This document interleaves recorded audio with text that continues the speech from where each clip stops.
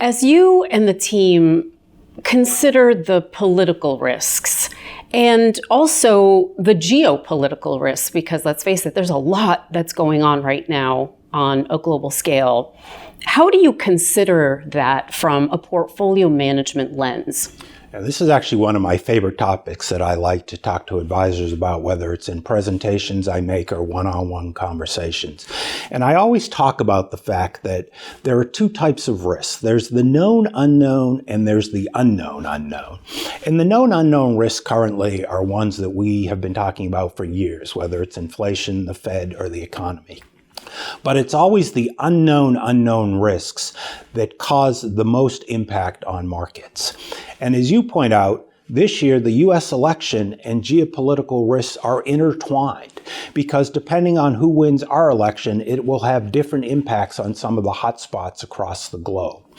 And we know what those hotspots are, but we don't know what the resolutions ultimately will be, and that creates the unknown risk. So if we think about Russia's war with Ukraine, it's now in its third year.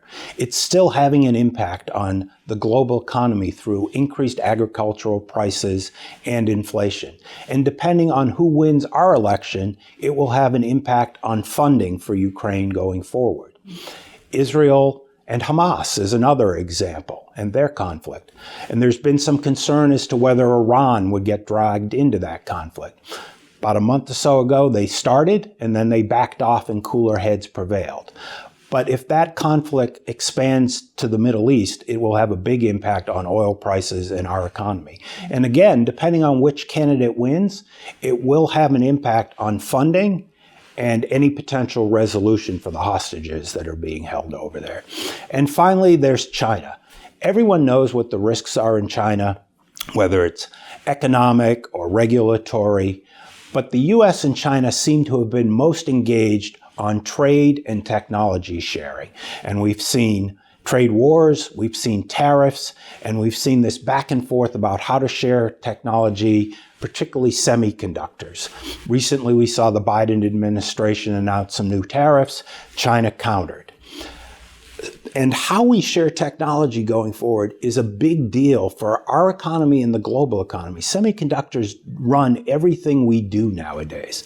But the interesting part about China is it may not matter as much who wins our election, because we saw President Biden's administration have tariffs and they've negotiated technology sharing.